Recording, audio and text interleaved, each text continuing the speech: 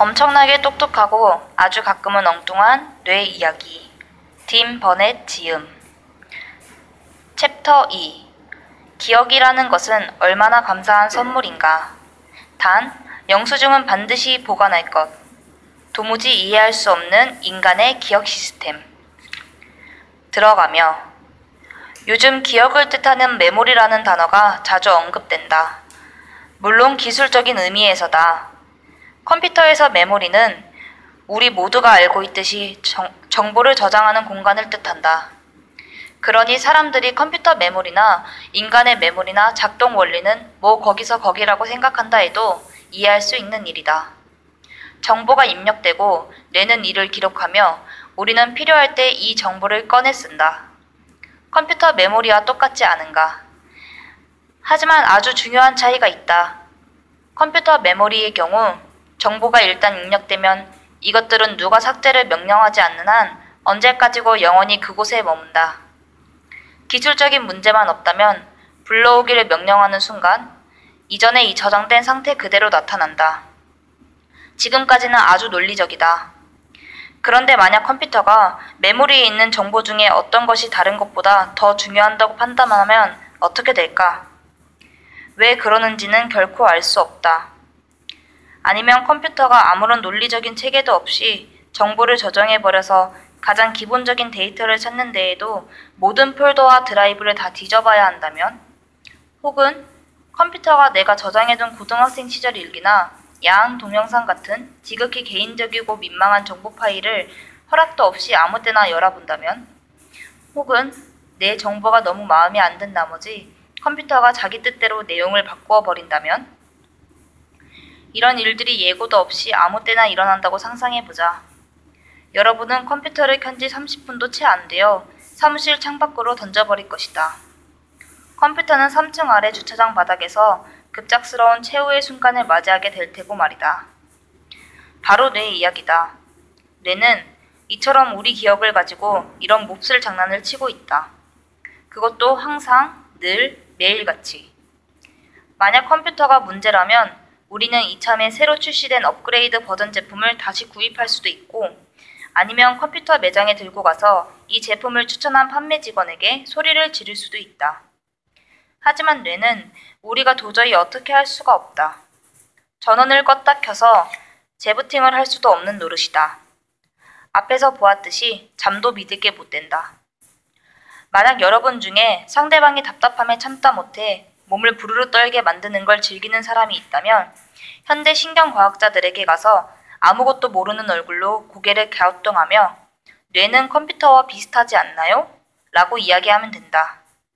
이는 매우 단순하고 잘못된 비교로 우리의 기억, 즉 메모리 체계가 이를 단적으로 보여준다. 이번 장에서는 아주 당황스럽고 흥미로운 뇌의 기억 체계에 대해 다룰 것이다. 나는 뇌의 이러한 특성을 기억에 남을 만한 것이라고 표현하고 싶었지만 기억 체계가 워낙 복잡한 만큼 정말 기억에 남을런지는 장담할 수가 없다. 2-1. 가만. 내가 지금 부엌에 뭘 가지러 왔더라? 장기 기억과 단기 기억. 너와 나의 연결고리. 이건 우리 안의 기억. 아마 누구나 한 번쯤 이런 경험을 한 적이 있을 것이다. 어느 방에서 무엇을 하고 있다가 갑자기 뭔가 떠올라 다른 방으로 뭘 가지러 간다. 그런데 가는 도중 여러분을 방해하는 요소들을 만난다.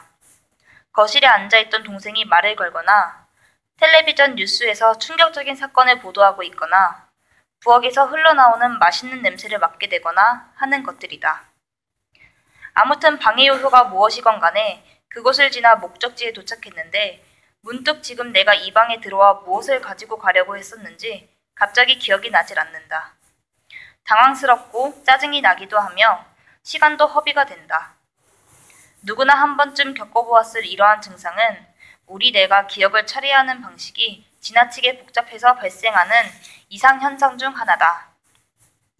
인간의 기억에서 가장 흔하게 발생하는 괴리는 단기 기억과 장기 기억 간의 차이에서 온다. 이 두 가지 기억은 상호 우전적으로 작용하지만 그 특성은 서로 매우 다르다. 우선 이름에서 알 수 있듯이 단기 기억은 지속 시간이 짧은 반면 장기 기억은 그 사람이 살아있는 내내 남아있을 수 있다. 그렇다면 만약 하루 전이나 몇 시간 전의 일은 단기 기억일까 장기 기억일까? 정답은 장기 기억이다. 단기 기억은 오래 남지 않는다. 기껏해야 1분 정도 지속될 뿐이다. 그러나 정보를 실제로 의식적으로 사용하는 일, 즉 현재 우리가 사용하고 있는 것은 단기 기억에서 처리한다. 현재 생각하는 것에 대해 우리가 사고할 수 있는 이유는 이들이 단기 기억 속에 있기 때문이다. 그리고 이것이 단기 기억의 목적이기도 하다. 장기 기억은 방대한 정보를 제공해 인간의 사고를 돕는다. 하지만 이때 생각을 하는 주체는 단기 기억이다. 이러한 이유 때문에 일부 신경학자들은 단기 기억을 작업 기억이라고 부르자고 주장하기도 한다. 이는 단기 기억의 몇 개의 프로세스가 더해진 개념으로 잠시 뒤에 다시 살펴보도록 하자. 단기 기억력의 용량이 매우 작다는 사실을 알면 많은 사람들이 놀랄 것이다. 현재 연구 결과에 의하면 평균 단기 기억력은 한 번에 최대 4개의 아이템까지만 가능하다고 한다. 사람들에게 단어 목록을 주고 외워보라고 하면 그중 4개만 기억할 수 있다는 것이다. 이는 여러 실험을 통해 나온 결과로 사람들에게 이전에 보여주었던 목록 중에서 기억나는 단어나 아이템을 말해보라고 했을 때 그들은 평균적으로 4개만 확실히 기억하고 있었다. 과거 수년 동안은 인간의 단기 기억력이 평균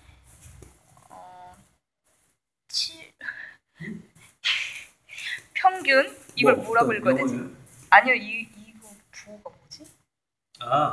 평균 7 플러스 마이너스 2개.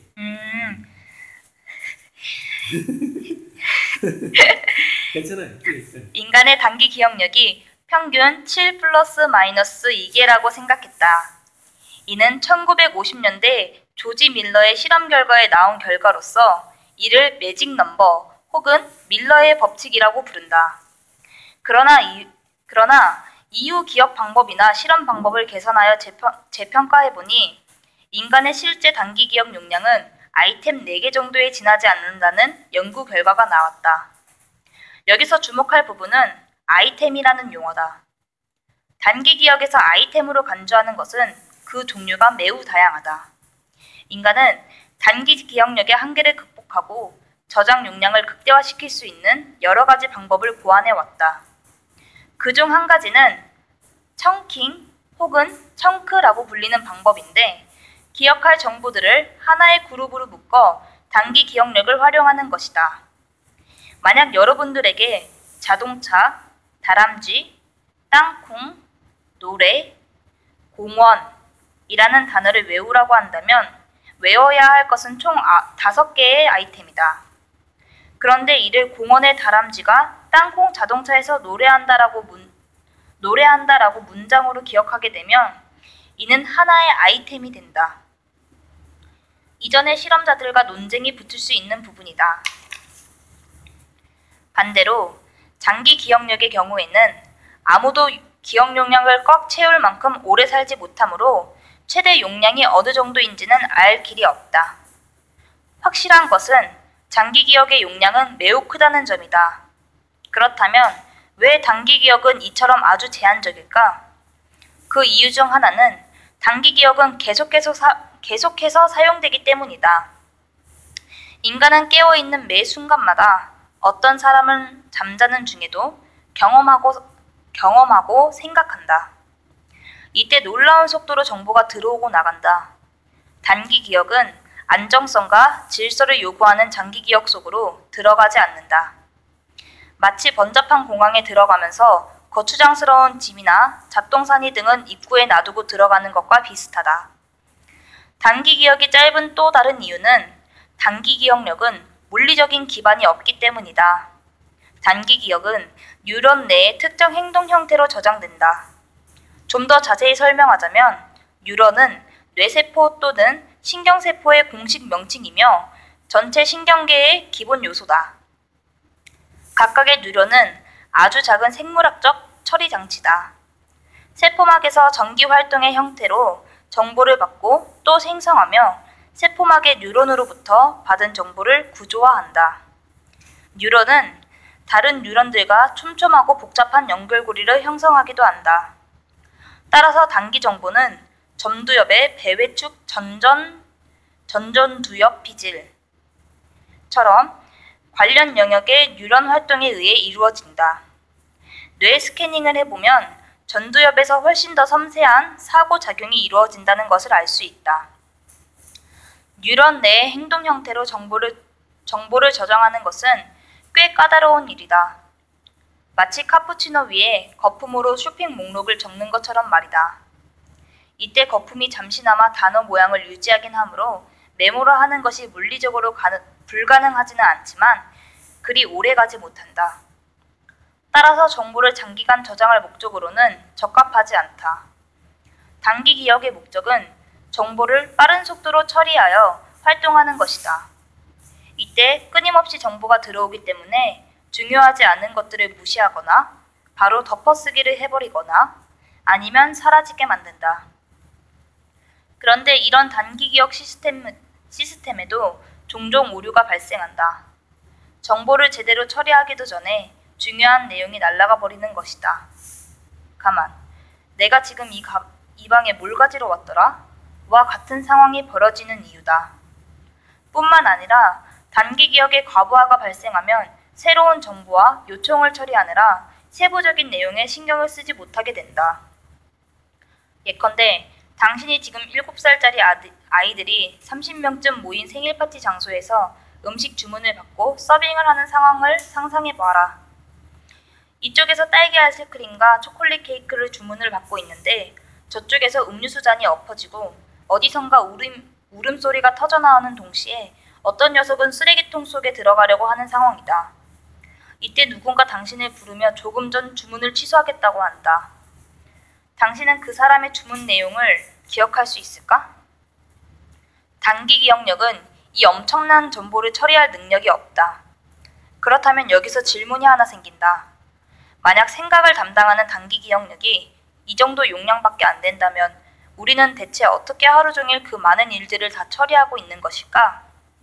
또 우리가 손가락이 몇 개인지 세다가 까먹고 또 까먹고 하지 않는 이유는 무엇일까? 다행히 단기 기억은 장기 기억과 연결되어 있으며 이 덕분에 단기 기억의 부담이 많이 줄어든다. 예를 들어 전문 통역사를 생각해보자. 이들은 특정 언어로 된 긴 연설을 듣고 이를 실시간으로 다른 언어로 통역한다. 이는 분명히 단기 기억력의 능력 밖의 일이라는 생각이 들 것이다. 하지만 사실 그렇지 않다. 만약 한국어를 지금 배우고 있는 사람에게 한국어로 바로 통역해달라고 하면 이는 아주 버거운 일일 것이다. 하지만 전문 통역사들의 장기 기억 속에는 이미 해당 언어의 단어와 구조가 저장되어 있다.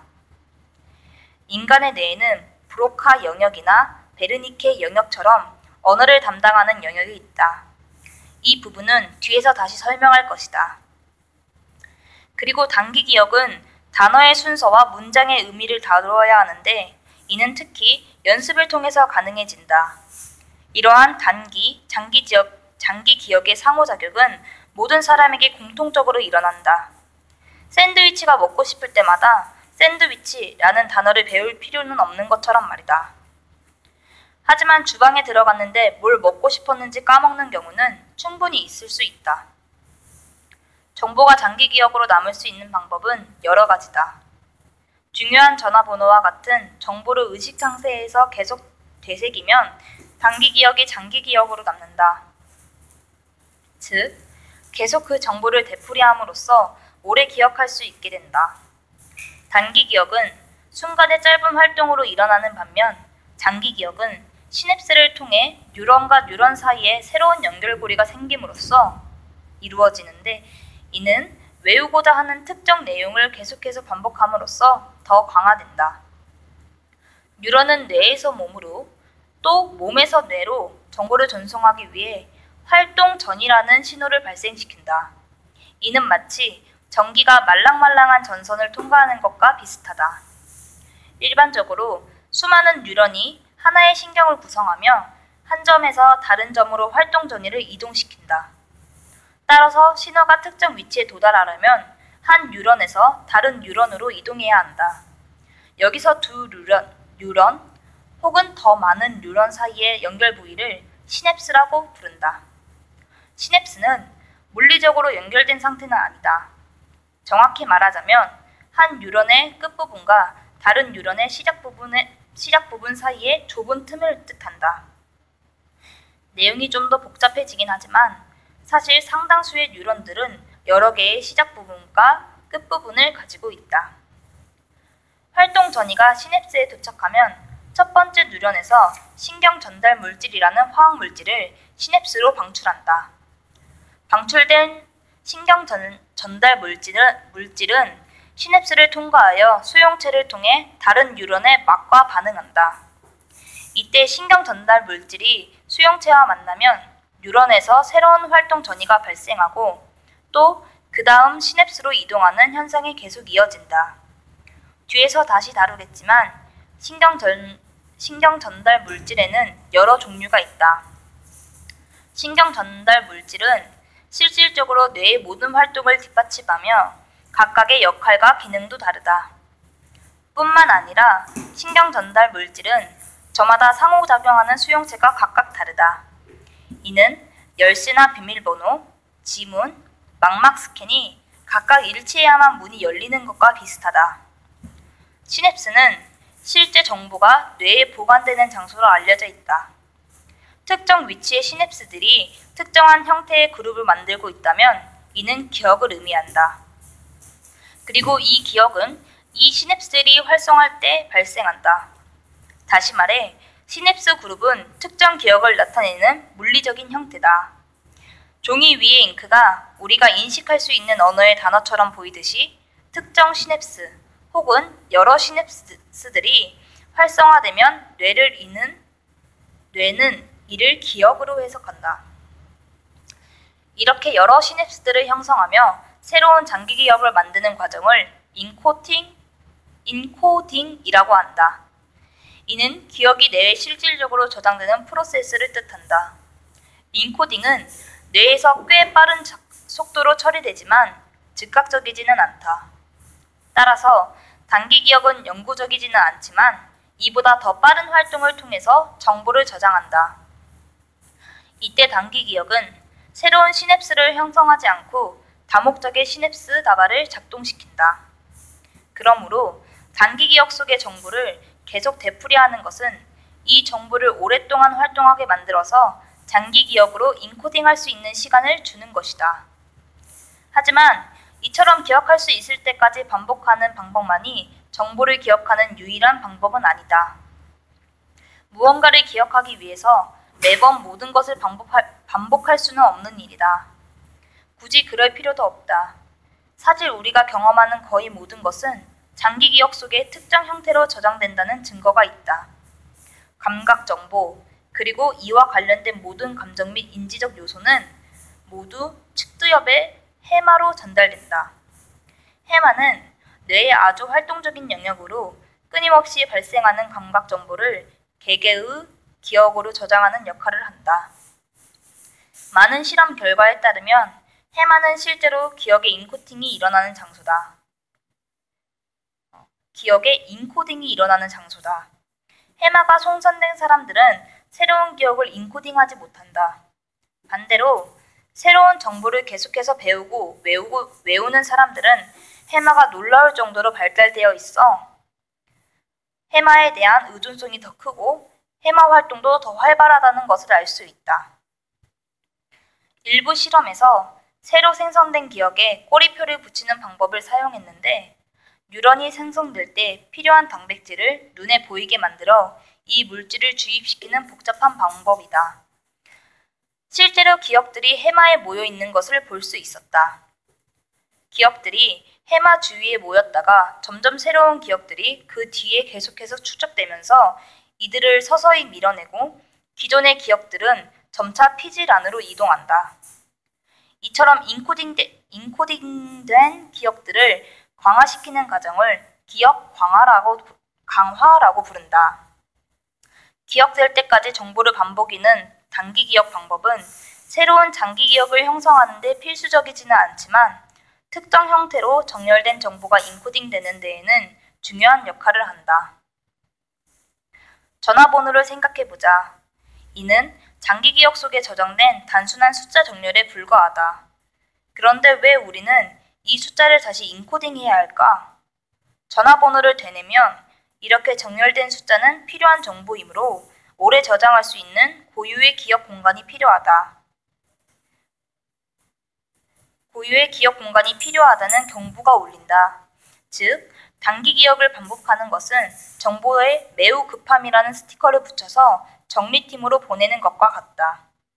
그런데 앞서 언급한 것처럼 장기 기억은 살아있는 내내 지속된다는 명제가 사실이라면 왜 우리는 이따금 어떤 정보를 까먹는 것일까? 좋은 질문이다. 일반적인 이론에 따르면 잊어버린 장기 기억은 사실 아직 뇌 속에 남아있다고 한다. 사고로 인해 뇌에 물리적인 손상을 입은 경우가 아니라면 말이다. 만약 진짜로 뇌 손상을 입은 경우라면 이때는 친구 생일을 까먹는 것쯤이 문제가 아닐 것이다. 그러나 장기 기억이 실제로 사용되려면 세 단계를 거쳐야 한다. 첫째, 인코딩이 되어야 한다. 둘째, 제대로 저장되어야 한다. 해마에 저장되었다가 피질로 이동한다. 마지막으로 셋째, 기억을 불러내야 한다. 만약 기억을 불러낼 수 없다면 이는 기억 속에 없는 것이나 마찬가지다. 마치 장갑을 아무리 찾아도 찾을 수 없는 때처럼 말이다. 나는 아직 장갑을 가지고 있다는 것을 알 수 있고 집 안 어딘가에 분명 장갑은 있겠지만 어쨌거나 손은 시릴 수밖에 없다. 일부 기억들을 더 중요하기 때문에 더 두드러지거나 더 관련이 높거나 더 강해서 쉽게 불러낼 수 있다. 예를 들어 나의 결혼식이나 첫 키스 아니면 자판기에 돈을 한번 넣었는데 감자칩이 2봉지가 나왔던 일처럼 감정적으로 애착이 큰 사건은 기억하기도 매우 쉽다. 경험 그 자체뿐만 아니라 감정과 생각, 느낌까지 동시에 일어나기 때문이다. 이 모든 요소들은 뇌 속에서 기억에 더 많은 연결고리를 만든다. 앞서 설명한 기억 강화 과정이 일어나 기억에 더 큰 중요성을 부여하고 또 연결고리를 만들어서 우리가 기억해내기 쉬워지는 것이다. 반대로 연관성이 아주 낮거나 전혀 없다면 예를 들어 출근한 지 473번째 되는 날처럼 무의미하다면 기억 강화 작용은 거의 일어나지 않으며 기억을 불러내기가 더욱 힘들어진다. 뇌는 이 방법을 좀 힘들긴 하지만 생존 전략으로 사용하기도 한다. 트라우마를 겪은 사람들은 섬광 기억에 시달리는 경우가 많다. 자동차 사고나 끔찍한 범죄에 대한 기억이 너무 생생해서 아주 오랫동안 기억이 계속 되살아나는 것이다. 8장에서 다시 설명할 것이다. 이때 느꼈던 감정이 너무나도 강렬하기에 부신수질에서는 아드레날린을 분비하게 되는데 이것이 뇌와 몸에 작용하여 감각과 인지력을 고조시킴에 따라 기억이 머릿속에 더욱 생생하고 깊이 각인되는 것이다. 마치 끔찍한 일이 발생하면 뇌가 상황을 살펴본 다음 여기서 바로 이 끔찍한 일이 일어났어. 우리는 이것을 잊지 말아야 해. 다시 이런 일이 일어나길 원치 않으니까 라고 말하는 것과 비슷한 상황이다. 한편 어떤 기억도 홀로 만들어지지 않는다. 따라서 일부 기이한 연구 결과가 보여주듯이 다소 평범한 상황이라도 기억이 발생한 그 상황을 일종의 자극으로 사용하여 기억을 불러올 수 있다. 이를 보여주는 실험이 있다. 한 실험에서 과학자들은 두 그룹의 사람들에게 같은 정보를 배우게 했다. 한 그룹은 평범한 교실에서 수업을 들었고 다른 그룹은 물속에서 잠수복을 갖춰 입고 수업을 들었다. 그 뒤 이들 두 그룹의 사람들 모두에게 배웠던 내용에 대한 시험을 치르게 했다. 이때 각 그룹을 다시 반으로 나누어 일부는 자신들이 수업을 들었던 환경과 같은 환경에서 또 나머지 일부는 다른 환경에서 시험을 치렀다. 그 결과 수업과 시험 환경이 동일했던 사람들은 반대의 경우보다 시험 성적이 월등히 높게 나타났다. 즉, 물속에서 공부를 하고 또 물속에서 시험을 친 사람들은 수업은 물속에서 듣고 시험은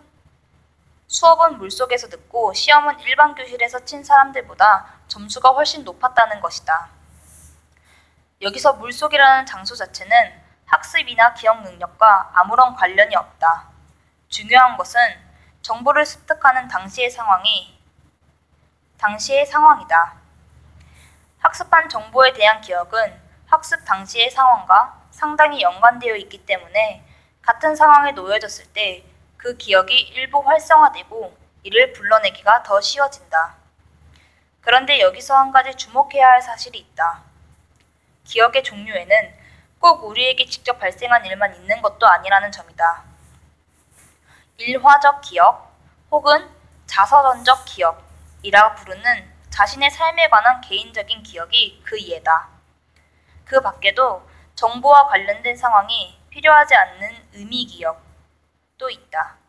의미기억이란 빛은 소리보다 이동 속도가 더 빠르다는 사실은 기억하지만 이 물리학 내용을 언제 배웠는지, 어디서 배웠는지는 기억 못한다는 것을 말한다. 즉, 프랑스의 수도는 파리라고 기억하는 것은 의미기억이지만 에펠탑에서 배가 아팠던 기억은 일화적 기억이다. 이 기억들은 우리가 의미적으로 인지하고 있는 장기 기억이다. 그러나 운전하는 법이나 자전거 타는 법과 같이 생각하지 않아도 가능한 기억, 다시 말해 인지할 필요가 없는 장기 기억 덩어리들도 있다. 이를 절차 기억이라고 한다. 절차 기억에 대해서는 더 깊이 들어가지 않을 것이다.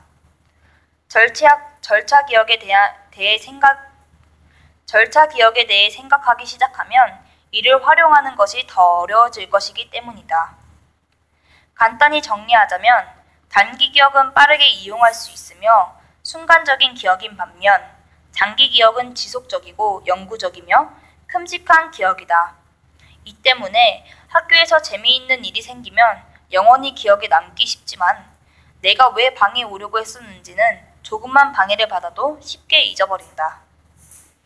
네, 챕터 2-1 끝났어요.